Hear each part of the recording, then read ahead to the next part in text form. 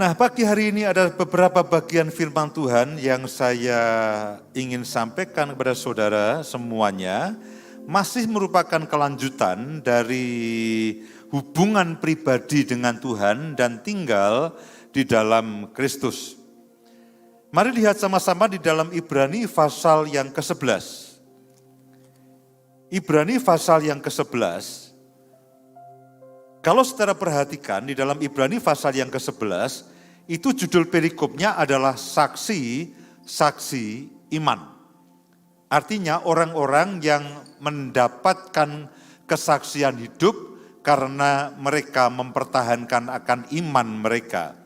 Dan kalau saudara perhatikan ayat yang pertama, Ibrani 11 ayat yang pertama itu merupakan definisi iman yang sering disampaikan.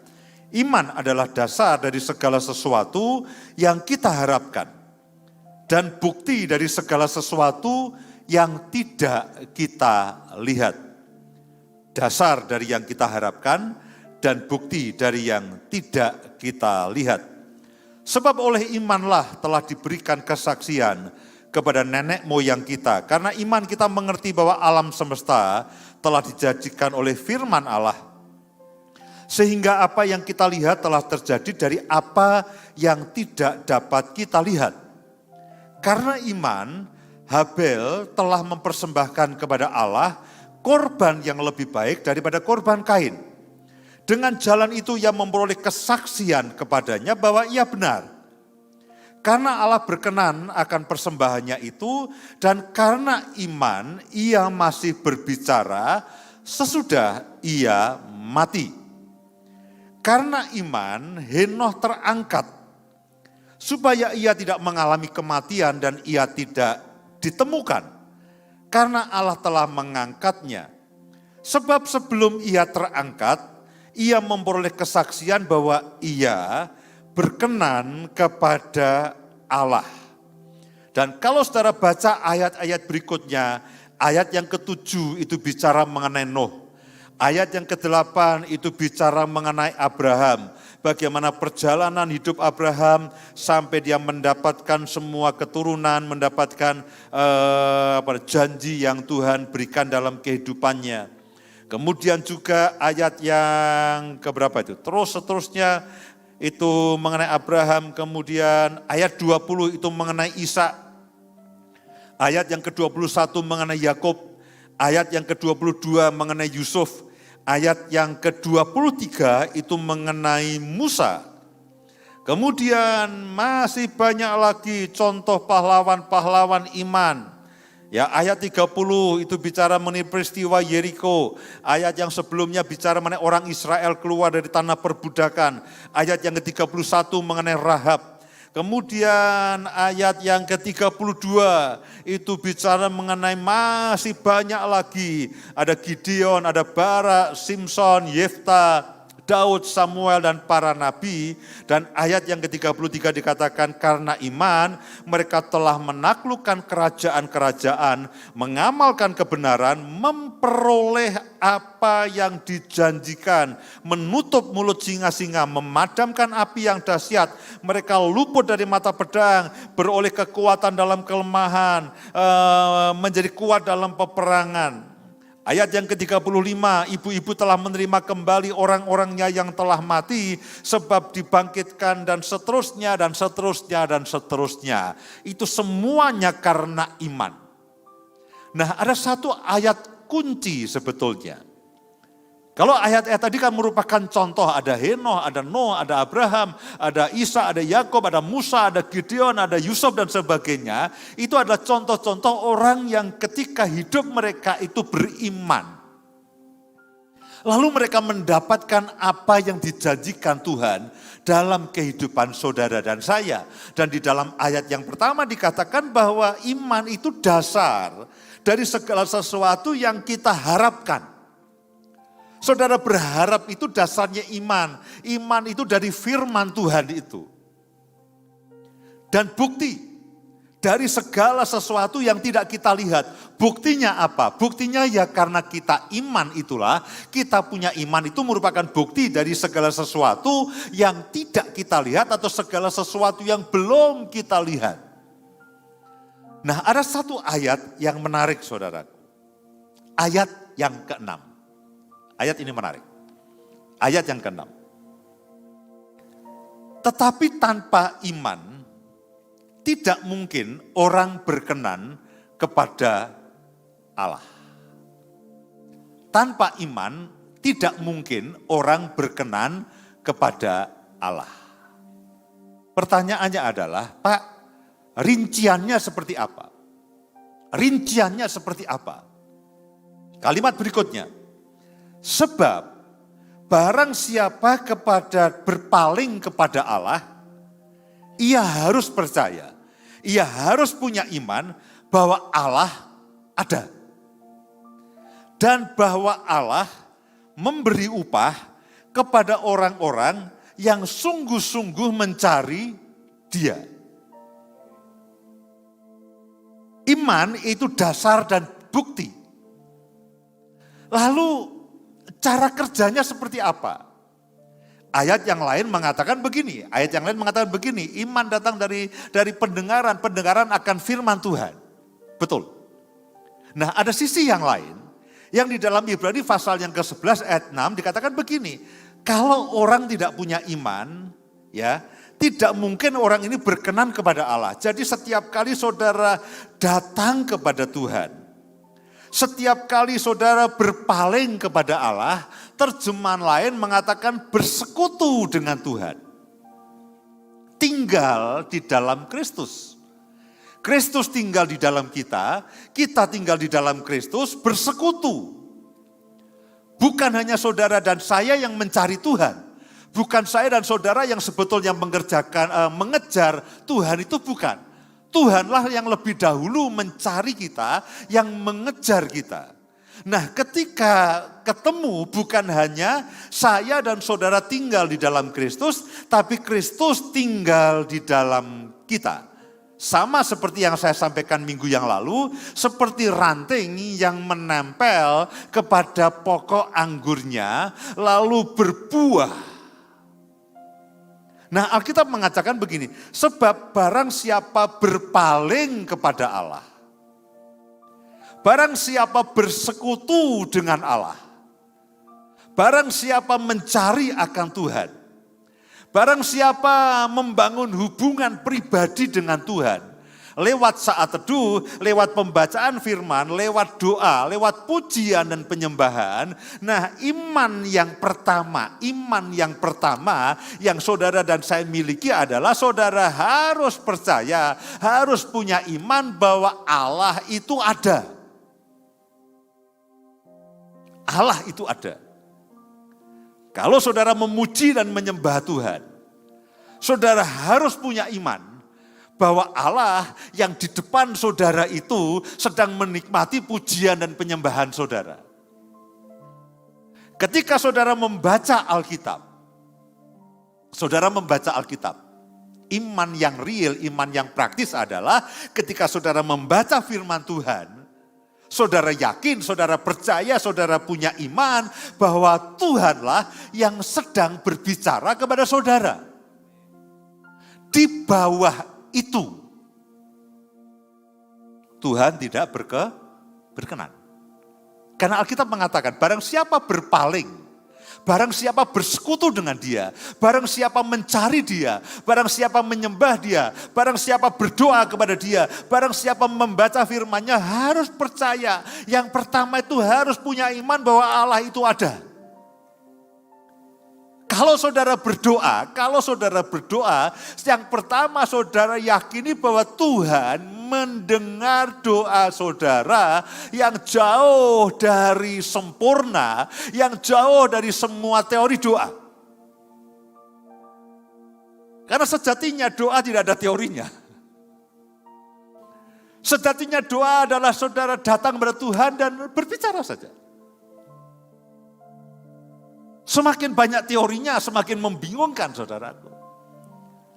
Tapi terlepas dari segala sesuatunya, setiap kali saudara berpaling kepada Allah, setiap kali saudara bersekutu dengan Allah, setiap kali saudara membangun hubungan pribadi dengan Allah, saudara yang pertama, iman yang pertama, kepercayaan yang saudara pertama yang harus saudara miliki adalah Tuhan itu ada. Saudara tidak menyembah patung, saudara tidak memuji barang yang kosong, itu tidak. Saudara tidak sedang membaca karangan manusia. Saudara tidak sedang membaca cerpen. Saudara tidak sedang membaca novel. Saudara sedang membaca firman Tuhan. Ketika saudara berdoa, saudara tidak sekedar mengharapkan ya yang terjadilah. Tidak. Saudara sedang berdoa kepada Allah pencipta langit dan bumi. Saudara harus yakin kepada siapa saudara memuji, menyembah, bersekutu, membangun hubungan pribadi. Iman seperti itu, saudara dan saya harus miliki. Iman yang kedua, dan bahwa, ayat yang ke-6, munculkan lagi. Dan bahwa Allah memberi upah. Allah memberi upah. Lupa, saya mencari Tuhan, saya tidak mengharapkan apa-apa kok Pak. Saya tidak mau apa-apa Pak. Saya ini tulus, saya ini mencari Tuhan, menyembah Tuhan dan saya tidak mengharapkan apa-apa. Puji Tuhan, ketulusan itu perlu. Tapi dari sisi Tuhan yang ngomong loh. Firman Tuhan yang ngomong. Yang pertama, saudara dan saya harus yakin bahwa Allah itu ada. Yang kedua, yang saudara harus yakini. Yang saudara harus yakini adalah bahwa Allah memberi upah kepada orang-orang yang sungguh-sungguh mencari Dia. Jangan hanya yang pertama yang saudara yakini, lalu saudara pulang dengan tangan kosong. Loh, ini bukan begini. Bukan, Pak, kamu kalau ibadah udah jangan mengharapkan apa-apa. Datang dengan tangan kosong, pulang ya dengan tangan kosong. Itu namanya kamu tulus. Itu bukan tulus saudaraku. Itu saudara tidak mengerti kebenarannya.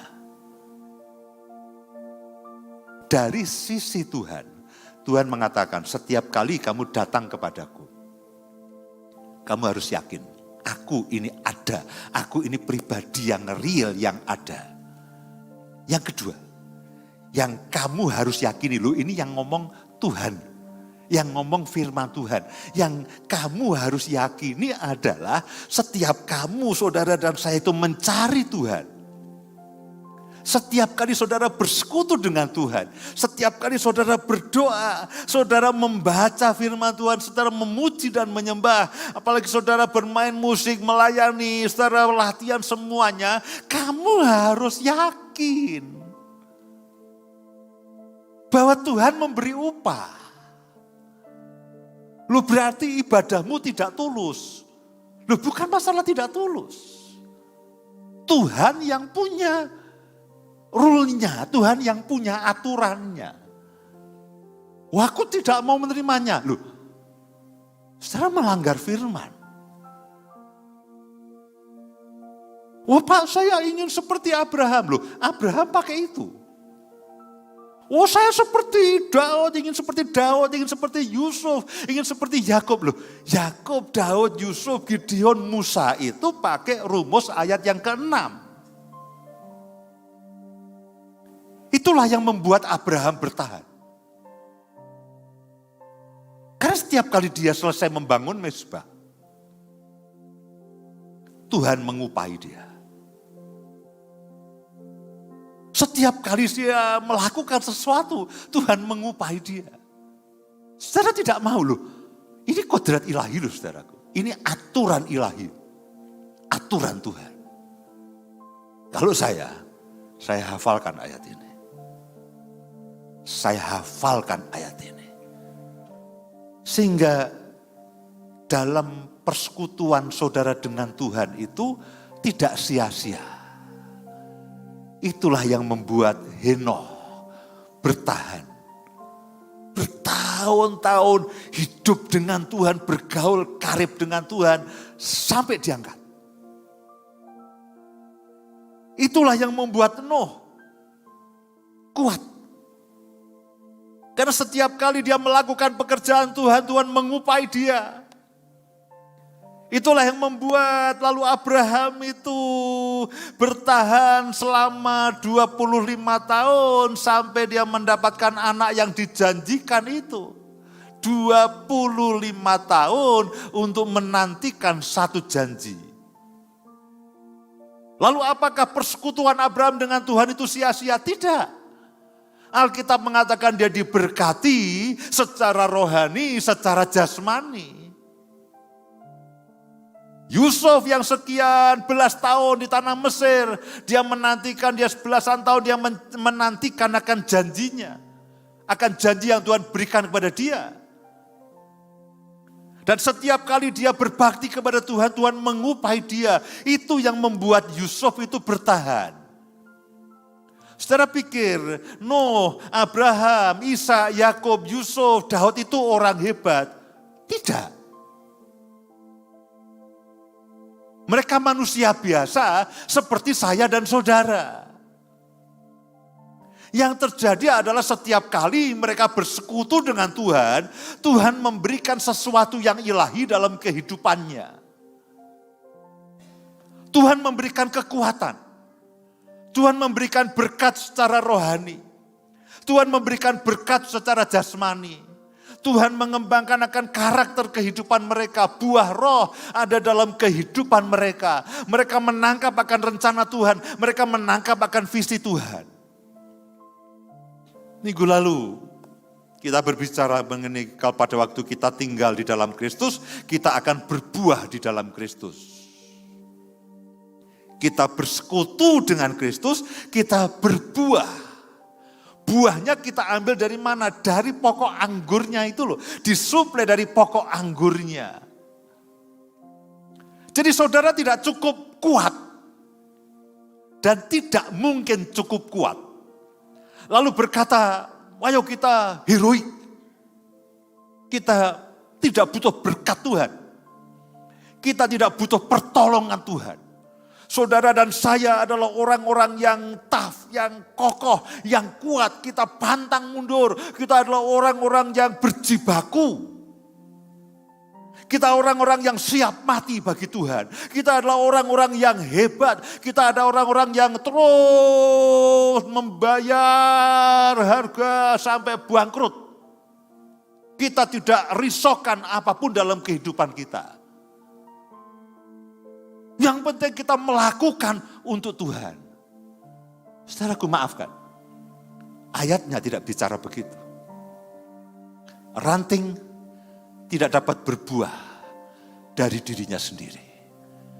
Satu-satunya cara dia mendapatkan suplai makanan dari pokok anggur, upah. Ketika saudara menempel, saya dan saudara sebagai ranting buah anggur itu nempel ke pokok anggurnya, saudara mendapatkan upah. Sari-sari makanan dari pokok anggur itu. Yang lalu pada waktu yang tepat, tiba-tiba menjadi bunga. Menjadi buah anggur kecil, lama-lama menjadi buah anggur yang matang. Tuhanlah yang memampukan saya dan saudara. Tuhanlah yang memberkati saudara dan saya. Tuhanlah yang menyuplai saya dan saudara dengan semua yang saudara dan saya perlukan. Tuhanlah yang memberikan segala sesuatu berkat rohani, berkat jasmani, karakter ilahi. Kuncinya adalah saudara berpaling kepada Allah. Saudara menempel kepada Allah. Saudara bersekutu dengan Tuhan. Saudara bersekutu membangun hubungan pribadi. Itu kuncinya. Dan setiap kali saudara bersekutu dengan Tuhan. Membangun hubungan pribadi dengan Tuhan dengan cara apapun. Tuhan itu tidak bisa tidak memberikan upah kepada saudara dan saya. Jangan katakan, Pak saya tidak mau upahnya. Saudara tidak akan kuat bertahan seperti Abraham. Karena Abraham juga mendapatkan upah daripada Tuhan. Abraham, pahalamu sangat besar, upahmu sangat besar. Saudara masih ingat Tuhan katakan, Abraham, upahmu sangat besar. Akulah Allah El Shaddai, upahmu sangat besar. Yang pertama, yakinlah Setiap kali saudara menghampiri Tuhan, berpaling kepada Tuhan, bersekutu dengan Tuhan, saudara berdoa, saudara menyembah, saudara membaca firman Tuhan, saudara saat teduh, duduk diam di bawah kaki Tuhan, saudara yakin bahwa Allah itu ada dan sedang memperhatikan apa yang saudara dan saya lakukan. Yang kedua, yang saudara dan saya harus yakini adalah Tuhan tidak pernah membiarkan saya dan saudara itu pulang dengan tangan kosong. Tidak pernah. Dia membiarkan saya dan saudara pulang dengan tangan terbuka dan kosong. Setiap kali, apapun yang saudara dan saya lakukan dengan Tuhan, untuk Tuhan, bahkan saudara berpaling kepada Tuhan, saudara menghampiri Tuhan, saudara bersekutu dengan Tuhan dengan cara apapun, Tuhan akan memberikan upah kepada saudara dan saya. Itu kodratnya Tuhan. Pak, saya tidak mau, Pak. Saya ini ikhlas. Saya ini ikhlas, Pak. Saya bukan ikhlas, saya Yusianto. Karena ada teman di Temanggung namanya Ikhlas, saudaraku. Ya saya ikhlas, Pak. Oh, saya tidak apa-apa. Saya pelayanan, udah saya ikhlas. Lu saudaraku, hati yang seperti itu tuh betul. Hati yang tulus itu betul. Jangan pelayanan hitung-hitungan, berdoa hitung-hitungan, baca ayat bolong-bolong hitung-hitungan. Semua hitung-hitungan itu memang hati yang harus kita miliki adalah mencari Tuhan dengan hati yang tulus. Iya. Betul. Tapi dari sisi Tuhan, saudara harus menyadari bahwa Tuhan tidak ingin saudara dan saya pulang dengan tangan kosong. Jadi apa yang harus kita lakukan? Berpalinglah kepada Allah setiap kali. Bangunlah hubungan pribadi. Bersekutulah dengan Dia. Terus dengan cara apapun yang saudara lakukan, saya katakan bangun hubungan pribadi dengan Tuhan setiap hari. Setiap hari, baca firman setiap hari. Berdoa setiap hari, memuji dan menyembah Tuhan setiap hari. Dan berkat-berkat yang daripada Tuhan, itu niscaya akan mengalir dalam kehidupan saudara dan saya. Itulah yang membuat Abraham itu bertahan, saudara. Puluhan tahun. Itulah yang membuat Yusuf itu bertahan belasan tahun. Itulah yang membuat Musa itu puluhan tahun bertahan. Saudara pikir mereka ini manusia super? Bukan.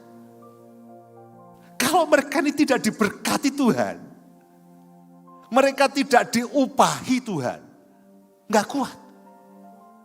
Baik itu berkat rohani maupun berkat jasmani, semua itu disuplai oleh Tuhan. Ayat yang terakhir, saudaraku, ayat yang terakhir. Matius pasal yang ke-14 ayat yang ke-35. Bahkan nih saudara perhatikan baik-baik. Matius pasal yang ke-14 ayat yang ke-35. Sebelum kita sama-sama perjamuan kudus, saudara yang ada di rumah, saudara siapkan akan perjamuan kudus. Sebentar lagi kita akan sama-sama menikmati tubuh dan darah Kristus. Matius pasal yang ke-14 ayat yang ke-35. Ketika Yesus dikenal oleh orang-orang di tempat itu, mereka memberitahukannya ke seluruh daerah itu, maka semua orang yang sakit dibawa kepadanya. Perhatikan baik-baik. Mereka memohon supaya diperkenankan menjamah jubahnya, dan semua orang yang menjamahnya menjadi sembuh.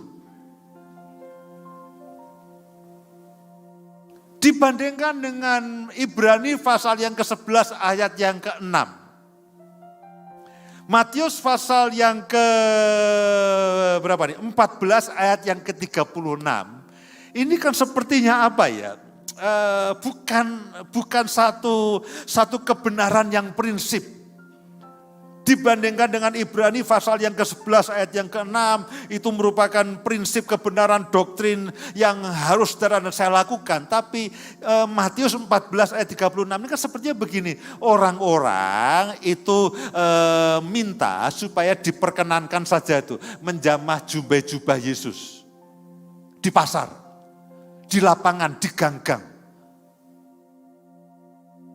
Ibaratnya kan begini ya, ini ada kerumunan orang begitu, oh ini pas enggak kebaktian loh Pak.